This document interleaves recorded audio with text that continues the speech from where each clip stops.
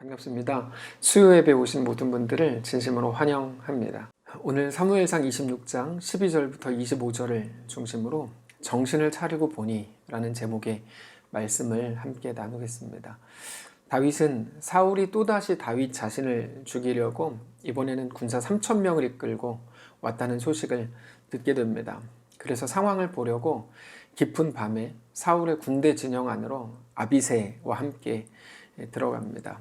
근데 그때 마침 하나님께서 사울과 모든 군대를 깊이 잠들게 하셨기 때문에 다윗과 아비새가 온 것을 사울 쪽에서는 전혀 알 길이 없었습니다. 그 말은 하나님의 은혜가 아니었다면, 그래서 사울과 군사들을 깊이 잠들게 하시지 않았다면 다윗의 생명이 어떻게 됐을지 모르는 상황이라는 말과도 같은 것입니다.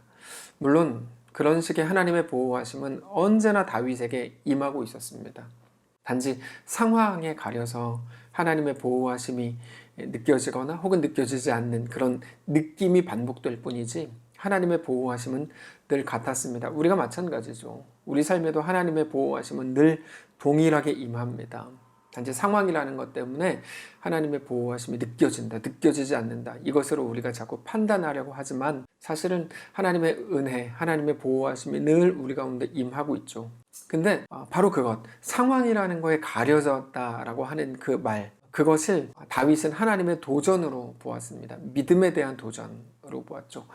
아담에게 동산 중앙에 있는 선악과를 충분히 볼 수 있게 하시면서 그럼에도 하나님의 말씀에 순종하겠는가? 라고 묻고 도전하셨던 것처럼 사울을 잠재워 놓고 사울을 죽이지 않을 수 있겠는가? 그러니까 거기에서 하나님을 신뢰하면서 어쩌면 그 불안의 조건이 되는 사울을 그냥 둘 수 있겠는가? 다시 말해서 사울이 사라진 상황이 평안이 아니라, 편안함이 평안이 아니라, 지난 월요일 아침 경건회 때 나누었는데요. 그게 아니라 사울이 있는 그 순간에도 여전히 불안의 조건이 존재하고 있는 그 상황 속에서도 하나님으로 인해서 평안인 것을, 샬롬의 근거는 내 편안함에 있지 않고 샬롬의 근거가 오직 하나님에게 있는 것을 고백하겠는가? 라는 도전이라고 이제 다윗은 알게 됐죠. 그래서 다윗은 사울을 죽이지 않습니다. 그것도 자기만 죽이지 않은 게 아니라 자기와 같이 있던 아비새에게도 사울을 죽이지 말라고 권면합니다. 그 대신에 사울에게 메시지를 주기 위해서 사울의 칼과 물병을 가지고 갑니다. 사울에게 이제 메시지를 주겠다는 거죠. 그렇게 일정 거리를 확보했을 때 다윗은 큰 소리로 그들을 깨웁니다. 사울의 군대 장관 아브넬의 이름을 부르죠. 그리고는 너 지금 뭐 하냐? 네가 지금 사울 왕을 지켜야지, 옆에서 자고 있으면 어떡하냐, 이렇게 이제 조롱을 합니다. 내가 사울 왕 죽이려고 군대 진영에 들어갔던 거 모르지? 근데도 네가 군대 장관이야? 이런 겁니다. 아브넬이 깜짝 놀랐을 겁니다. 자기가 잠들었던 건 사실인데 그 다윗이 어떻게 알아요? 일단 증거가 없으니까 나 안 그랬는데 이렇게 이제 얘기하고 싶었겠죠? 근데 그때 다윗은 네 옆에 있는 왕의 창과 물병 그거 어디 갔는 줄 알아? 둘러보니까 없어요. 그거 내가 가져갔어, 이렇게 말하죠. 사실 아브넬이 지켜야 되는 것은 물병이나 혹은 창이 아니라 사울의 생명입니다. 사울을 보호하는 역할이 아브넬의 역할입니다. 그러니까 다윗이 이렇게 말하고 있는 거죠. 야, 네가 왕의 생명을 지키는 군대 장관이라고. 야, 웃기고 있네. 웃기지 말라 그래.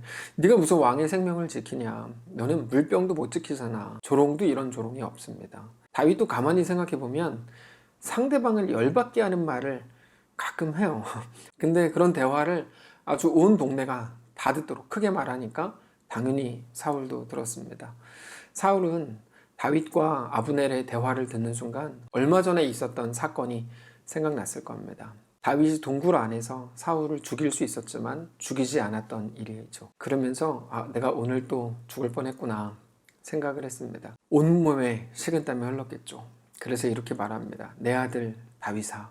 그랬더니 아니, 나를 아들이라 그러면서 얼마 전에는 나한테 고맙다고 막 눈물까지 흘렸던 분이 왜 나를 또 죽이려고 그럽니까? 17절. 사울이 다윗의 음성을 알아듣고 이르되 내 아들 다윗아, 이것이 내 음성이냐 하는지라 다윗이 이르되 내 주여 왕이여 내 음성입니다 하고 18절. 또 이르되 내 주는 어찌하여 주의 종을 쫓으시나이까? 내가 무엇을 하였으며 내 손에 무슨 악이 있나이까? 사울이 뜨끔했을 겁니다. 그래서 다윗이 다시 한번 간청하죠. 혹시 왕 주변에서 간신배들이 다윗을 죽이십시오, 다윗을 죽이십시오 얘기하면 제발 그 말 좀 듣지 마십시오. 내가 다윗의 진심을 이미 보이지 않았습니까? 19절. 원하건대 내 주 왕은 이제 종의 말을 들으소서. 만일 왕을 충동시켜 나를 해하려 하는 이가 여호와시면 여호와께서는 재물을 받으시기를 원하나이다마는, 그러니까 내가 마땅히 죽겠습니다라는 말이죠.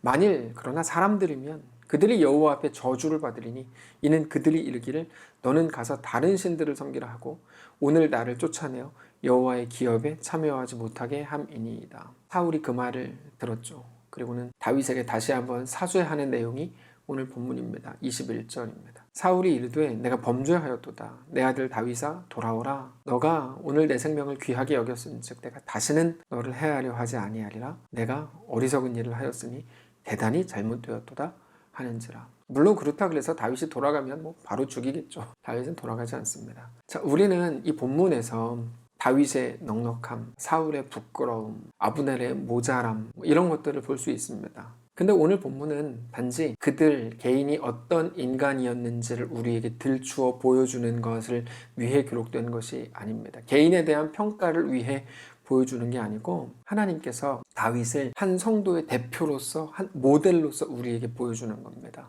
그러면서 한 성도가 만나게 될 상황들, 성도가 만나게 될 상황이라는 게 무슨 말입니까? 여러분 잘 정리하셔야 되는데요. 그거를 다른 말로 하면 그 성도를 이끌어 가시는 하나님의 이끄심이라고 표현할 수 있습니다. 그 성도에게 맞닥뜨려지는 상황인데, 그렇게 하나님께서 한 성도를 이끌어 가신다는 측면으로 볼 때 오늘 본문으로 보면 이 본문이 단지 4,000년 5,000년 전에 있었던 다윗이라는 한 개인이 겪었던 사건을 우리에게 소개하시려는 게 아니고 오늘 우리들의 삶에 대한 하나님의 이끄심과 하나님의 그 말씀을 우리가 들을 수 있다는 측면에서 우리가 오늘 이 본문을 묵상하려고 하는 겁니다. 그래서 우리는 오늘 정황이라는 큰 주제 속에서 오늘 본문을 보려고 하는데, 자, 요즘 사무엘상 본문에서 사울과 다윗이 이렇게 대립하고 있는 것으로 보이는데 사실 여기까지 오는 과정을 우리가 생각해 볼 필요가 있습니다. 다윗과 사울이 처음 만난 것은 한참 전입니다. 사울은 기억도 못할 때였습니다. 사울은 원래 정신적으로 조금 문제가 있는 사람이었는데, 그래서 음악 치료사로 다윗이 몇 번 가서 사울에게 하프 연주를 한 적이 있었습니다. 근데 그때는 사울이 다윗에게 별 관심도 없었고, 나중에 사울의 말을 들어보아도 사울은 그때 다윗을 기억조차 못하고 있었던 게 분명합니다. 기억을 못했다는 것은 그만큼 다윗이 특출난 사람이 아니었고 매우 평범한 사람이었다는 말이기도 하고, 동시에 사울은 다윗에게 어떤 경계심도 가질 필요가 없는 상황이었다는 말입니다. 그러다가 언제 다윗이 확 부각이 됩니까? 골리앗을 죽인 일 때문에 확 유명해지죠. 근데 그것도 사실은 다윗이 자기 자신을 위해서, 내 명예와 내 영광과 출세를 위해서 한 일이 아니었고 이스라엘과 사울 왕을 위해서 했던 일입니다. 만일에 그때 다윗이 골리앗과 싸우거나 그래서 골리앗을 이기지 못했더라면 사울은 물론이고 이스라엘도 망할 것 같은 그런 상황이었습니다. 그런 위기에서 다윗이 이스라엘과 사울을 구하기 위해서 목숨을 걸고 나간 겁니다. 자기의 영광을 위해서도 아니었고 유명해지고 싶어서도 아니었습니다. 근데 재밌는 거는 이겁니다. 그때부터 다윗의 인생이 자기가 생각하지 못했던 방향으로 흘러가기 시작했다는 것입니다. 분위기가 이상해졌죠. 골리앗을 죽인 것까지는 좋았는데 갑자기 다윗이 칭찬을 받기 시작했어요. 근데 생각보다 인기가 너무 많이 올라갔어요. 국민가요까지 만들어지는데 노래 가사가 사울이 죽인 자는 천천히요, 다윗이 죽인 자는 만만히로다. 사람들이 이런 노래까지 만들어가지고 막 불렀습니다. 그러니까 사울은 곧장 질투를 하기 시작했고, 처음에는 속으로만 미워하다가 나중에는 대놓고 미워하고 급기야 다윗을 죽이려고 막 이렇게 군사들까지 동원하는 상황이 된 거죠. 우리가 잘 아는 내용입니다. 근데 중요한 건 이겁니다. 다윗은 그 모든 과정에서 어떤 준비도 하지 못한 채로 그 상황 속으로 들어갔다는 겁니다. 여러분, 이게 굉장히 중요한 핵심입니다. 우리가 어떤 상황을 맞닥뜨릴 때 어떤 준비도 하지 못한 채로 들어간다는 거죠. 주일에 한 목사님께서도 말씀을 하셨지만 세상은 늘 준비라는 게 중요하다. 그래야도 잘 대처할 수 있다라고 이야기합니다. 그러나 잘 생각해 보십시오. 가장 중요한 문제들에 대해서 우리는 언제나 무방비 상태로 들어가게 됩니다. 준비할 수 있는 건 아무것도 없습니다. 그게 하나님의 이끄심의 방식이거든요. 한국인으로 태어날 때 먼저 국적을 한국이라고 체크해가지고 한국에 태어나신 분 계십니까? 아무도 없죠. 아니면 한국인으로 태어날 거를 내가 결정하지는 못했다 그래도 어차피 그렇게 결정이 됐으니까 한국어 공부라도 하고 태어나야지, 그런 사람도 없습니다. 말도 안 되는 소리죠. 태어나 보니, 태어나서 아무것도 몰랐죠. 누가 엄마고 누가 아빠고, 그러면서 오늘 본문의 제목처럼 하면 정신을 차리고 보니 그런 가정, 그런 시대, 그런 환경이었죠.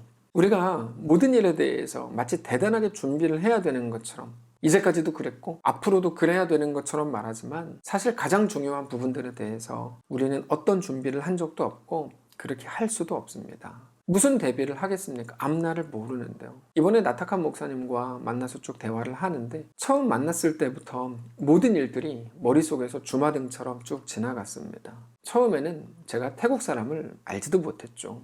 태국이라는 나라 자체도 몰랐습니다. 나라는 알았죠. 근데 태국에 대해서 몰랐다는 거죠. 근데 제가 잠시 쉬러 치앙마이에 갔을 때 한인 선교사님을 한 분 만나게 됐고 그분과 대화를 하면서 그게 8월이었는데 5개월 후에 성도들과 치앙마이로 전도 여행을 하게 됐고 그때 나탁한 목사님을 처음 만났습니다. 그러면서 사실 정말 많은 일들이 있었습니다. 아실 겁니다. 그 속에는 성도들의 귀한 헌신이 많이 있었고 독수리 5형제, 5남매, 부채춤팀, 또 1월에 들어갔던 페인트팀, 1차, 2차 교사와 3차 교사는 국내에서 만만치 않은 시간들을 보냈고 정말 긴 시간들 속에서 귀한 헌신들과 눈물이 만들어낸 기적 같은 역사입니다.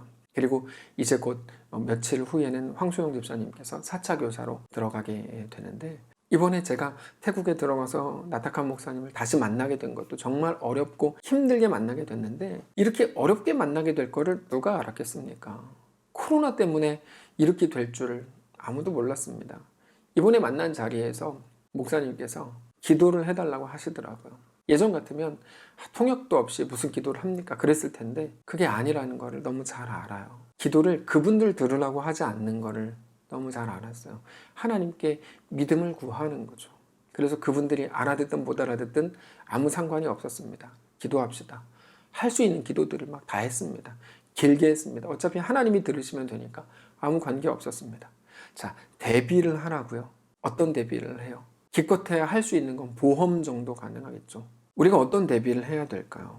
우리는 이번 일을 만나면서 정확히 한 가지를 확인해야 됩니다.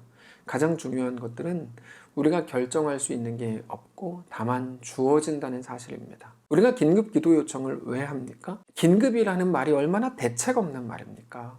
얼마나 준비를 못했으면 그런 상황이 됐고 그래서 긴급이라는 말을 쓰게 됩니까? 근데 그게 우리의 인생입니다. 준비할 수 있는 게 아무것도 없고 사실 우리가 어떤 대책도 만들어낼 수 있는 것이 없습니다. 어떤 선교사님이 아주 열악한 나라로 7년인가를 이제 가서 선교 사역을 하셨는데 건강이 다 망쳐서 들어왔어요. 남들보다 건강이 더 빨리 망가졌어요. 이유가 뭡니까? 그랬더니 자기가 가는 그 나라가 물이 안 좋다는 이야기를 들은 거예요. 물에 뭔가가 섞여 나온답니다. 그래서 자기가 가면 그곳에서 적응을 해야 되기 때문에 준비를 하겠다고 선교 준비하는 한국에 있는 과정에서 3, 4년 동안 일부러 안 좋은 물을 마셨답니다. 준비하겠다고. 그러다가 몸이 일찍 망가져서 한국에서 이미 망가진 채로 나간 거야. 그러니까 거기서 이제 더 길게 사역을 못하고 들어온 거죠. 여러분, 준비라는 게 그렇습니다. 인간의 준비. 어제 승식이가 이제 군대 입대했습니다. 무엇을 준비할까요? 그냥 가는 겁니다. 그냥 가는 겁니다. 무슨 일을 하게 될지, 어떤 사람들을 만나게 될지, 어느 지역으로 갈지, 어느 곳에서 군생활 하게 될지 모릅니다. 우리가 이선아 집사님을 위해서 기도를 하고 있습니다. 본인도 모릅니다. 상태에 대해서 듣죠. 어떻게 해야 되는지 아무것도 모릅니다. 병원에서 말해주는 게 전부인데요. 계속 이제 문자로 연락을 주고받고 있는데 병원에서 말해주는 거는 뭐냐면 우리도 할 수 있는 게 없습니다. 신의 영역입니다. 기다려봅시다. 무슨 준비를 합니까? 그럼 이렇게 따질 분들이 계시겠죠. 결혼 상대는 우리가 직접 준비해서 고른 거 아닙니까? 맞습니다. 그거는 맞는 말이죠. 근데 그렇게 결혼하고 보니까 결혼한 내 배우자가 내가 결혼 전에 알던 그 사람이셨습니까? 아닐걸요. 저는 7년을 연애하고 결혼했는데 결혼하고 보니까 제가 알던 사람이 아니었어요. 제가 다른 사람과 결혼했다는 거를 나중에 알게 됐어요. 아마 모든 분들이 배우자에 대해서 같은 느낌일 겁니다. 그래서 상대에 대해서 배워야 되죠. 그래서 이제 배우자. 말이 그렇다는 겁니다. 실제로 저는 제가 알던 사람인 줄 알았는데 제가 모르던 여자와 결혼을 한 건데 결혼해 보니까 제가 알던 것보다 더 훌륭한 사람이었어요. 그래서 저는 결혼 후에 더 행복합니다. 좋은 태도죠. 제가 좋은 태도인 건데 근데 그거를 하나님께서도 이렇게 말씀을 하십니다. 하나님께서 짝지어 주는 것을 사람이 나누지 못한다. 무슨 말일까요? 네가 고르고 네가 선택했는 줄 알지? 하나님이 짝지어 준 거다 라는 말이에요. 중요한 거는 정말 우리의 삶에 가장 중요한 것들에 대해서 우리가 선택할 수 없었다는 겁니다. 그냥 주어졌다는 거고 좀 다르게 표현하면 던져졌다는 겁니다. 무방비 상태로 모든 상황을 맞이해야 되는 것이 우리의 삶이라는 거죠. 던져지고 맡겨진 자리. 우리가 부족해서가 아닙니다. 모두가 그렇습니다. 우리가 못나서가 아닙니다. 예수님도 그러셨습니다. 예수님은 2000년 전에 로마 식민지로 있었던 유대 땅에서 태어나셨습니다. 태어나신 지 얼마 안 됐을 때 헤롯의 핍박을 받아서 애굽으로 피난을 가십니다.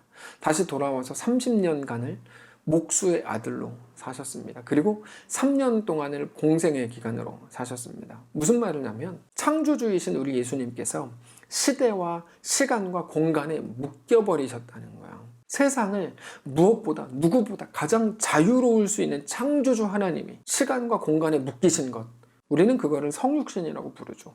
인간의 몸을 입었다는 게 바로 그런 말입니다. 예수님도 시간과 공간에 묶이셨습니다. 우리는 왜 하필이면 2021년 지금 대한민국에 사는 걸까요? 코로나가 창궐한 이 시대. 왜 더 부자 나라에 태어나지 못했을까요? 한국이라도 왜 더 부잣집에 태어나지 못했을까요? 왜 키는 이만한 걸까요? 몸무게는 이렇고 얼굴은 왜 이렇고 성격은 왜 이럴까요? 스스로에게도 질문이 막 쏟아지지 않습니까? 질문이 쏟아지는 이유는 뭡니까? 그거는 우리가 우리 삶에 만족하지 못하기 때문이죠. 만족을 하고 있다면 질문이 아니라 감격과 감사가 나오겠죠. 근데 우리는 자주 왜 이런 거죠? 라고 질문을 합니다. 내가 이걸로 무엇을 만들어낼 수 있지? 걱정이 되고 염려가 되기 때문입니다.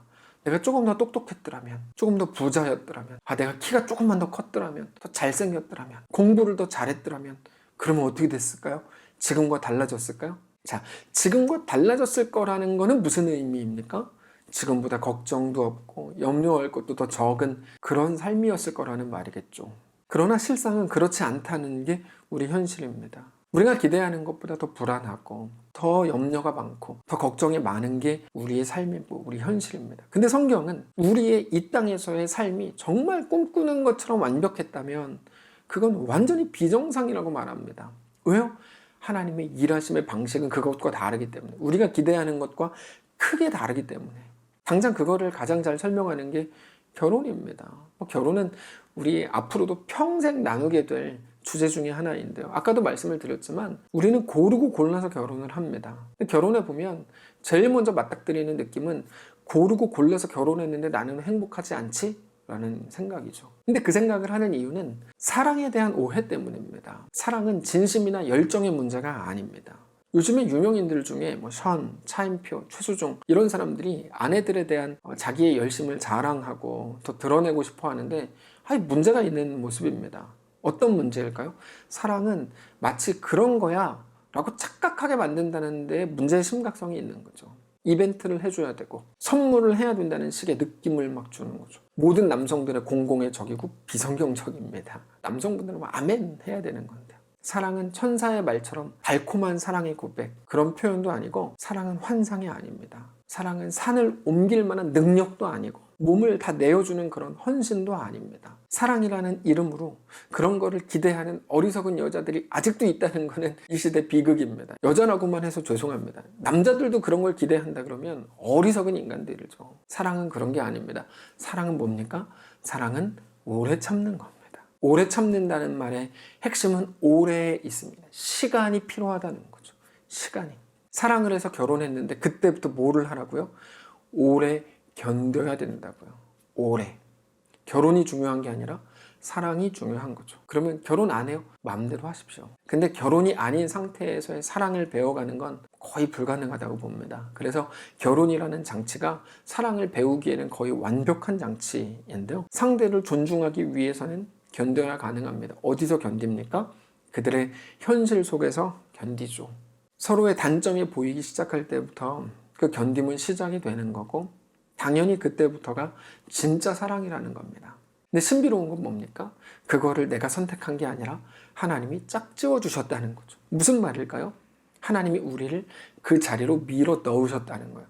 던져진 자리. 그러니까 막 머리를 쥐어뜯고 막 내가 선택을 그때 잘못했어. 저 남자가 아니라 그 남자랑 결혼했어야 되는데 어리석은 말입니다. 하나님이 짝지어 주셨다니까요. 제가 쓰려고 하는 표현으로는 정신을 차리고 보니 그런 시간과 그런 공간이라는 그런 현실에 묶여져 있더라는 거죠. 다윗이 그랬습니다. 여러분, 다윗은 꽃길만 걷던 사람입니다. 그 정점이 골리앗 죽인 거죠. 골리앗과 싸우고 골리앗 죽이고 돌아와 보니까 자기는 이미 이스라엘을 구한 영웅이 되어 있었고 놀라운 칭찬과 찬사로 가득했습니다.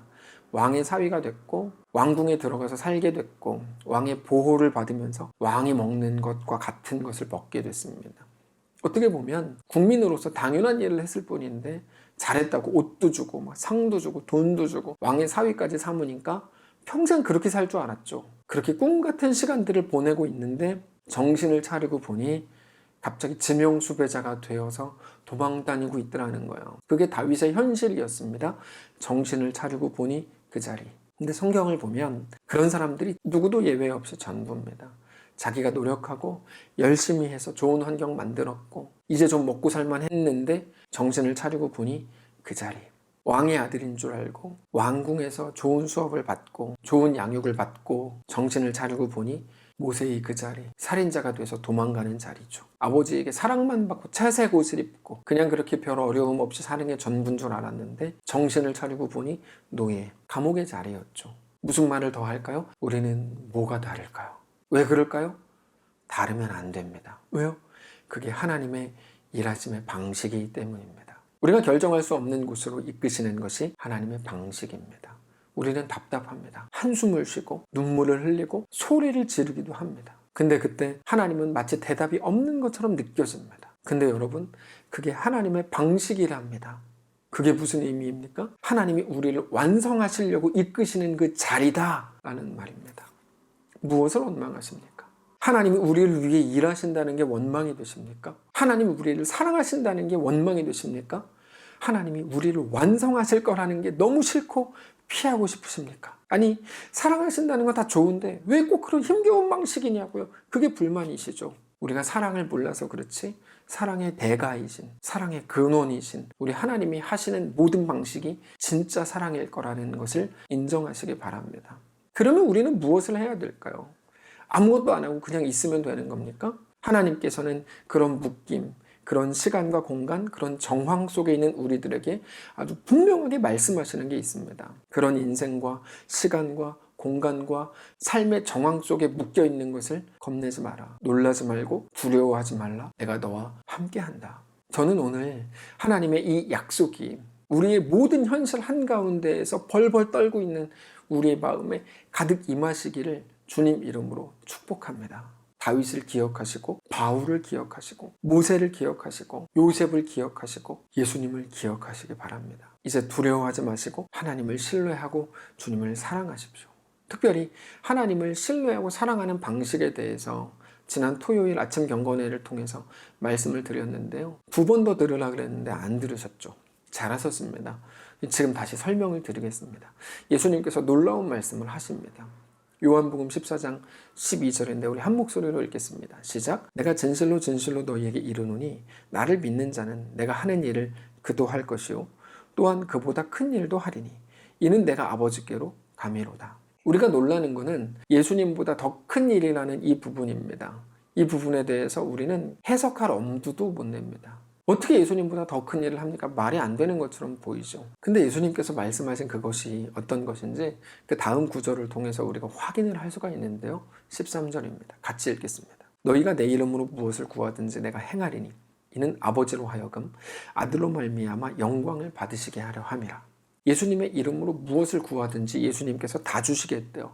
근데 예수님의 이름으로 구하는 것이라는 게 어떤 의미일까요?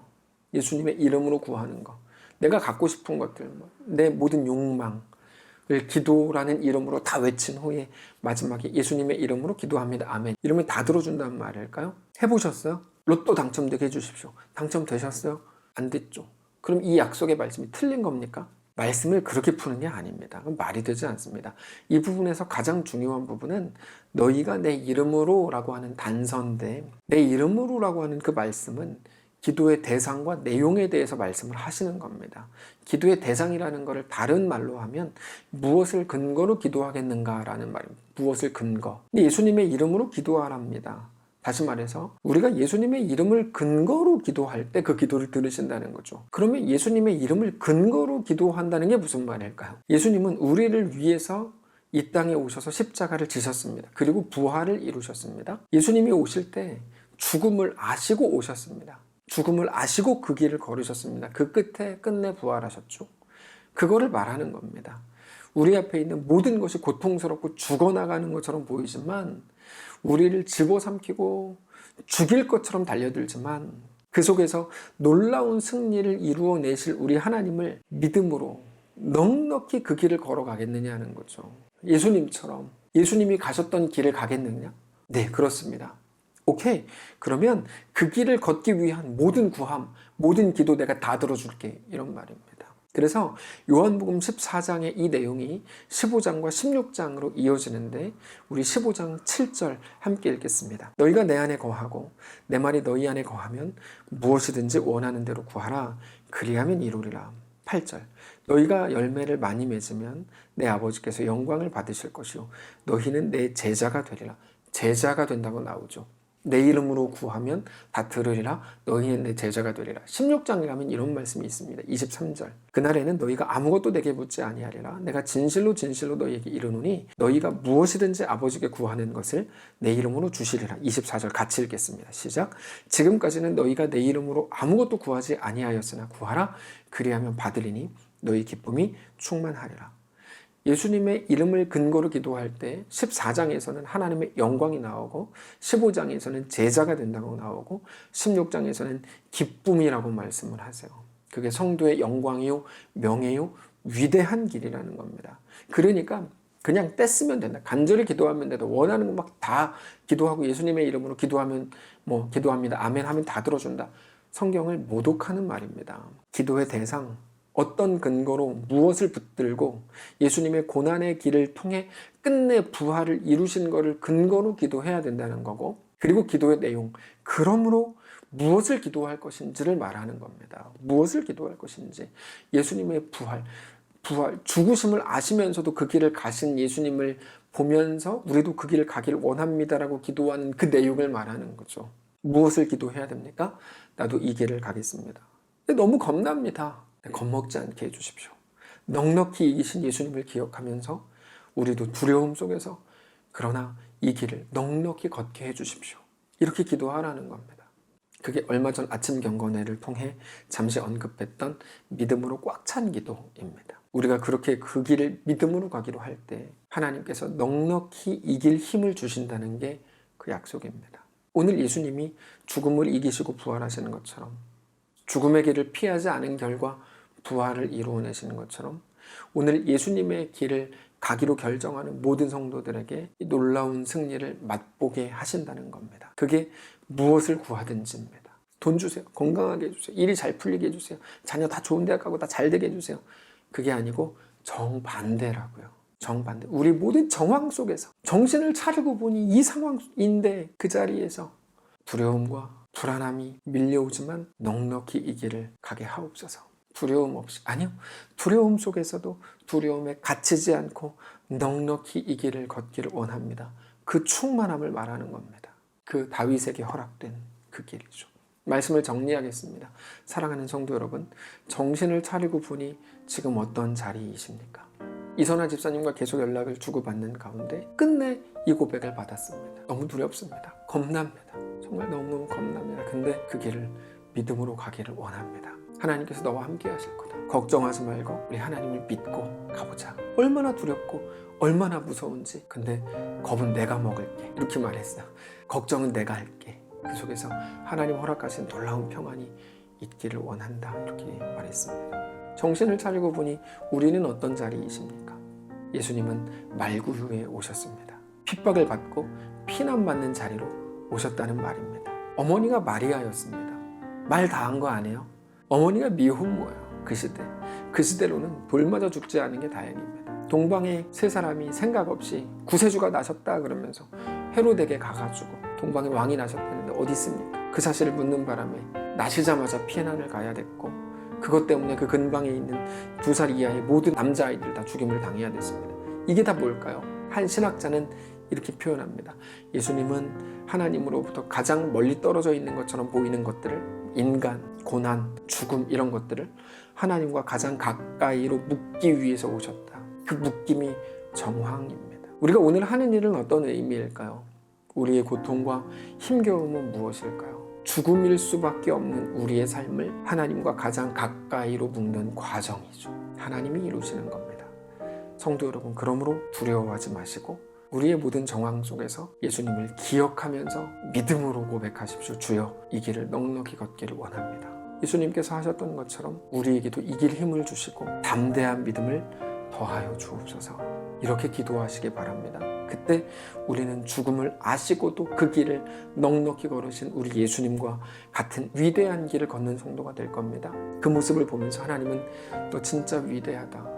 예수님이 하셨던 것보다 더 큰 일을 네가 하는구나. 연약한 인간의 몸으로 라고 말씀을 하실 겁니다. 그 믿음으로 오늘 우리 모든 상황과 정황 속에서 놀라운 승리를 이루는 거룩한 성도들이시기를 축복합니다. 기도합시다. 살아계신 하나님, 감사합니다. 우리의 시간과 공간 속에, 우리 인생 속에 우리만 뚝 떨어뜨려 놓으시지 않고 내가 너와 함께한다 말씀하시니 감사합니다. 그 말씀을 방패 삼아, 그 말씀을 무기 삼아, 그 말씀을 소망 삼아 오늘을 넉넉히 살아내게 하옵소서. 두려움 속에서도 그 길을 걷게 하시고, 겁먹으면서도 벌벌 떨면서도 약속 하나 붙들고 그 길을 걸어가게 하옵소서. 사랑하는 우리 승식이 입대해서 아마 정신이 하나도 없을 텐데, 이게 뭐지? 여기는 어디지? 나는 누구지?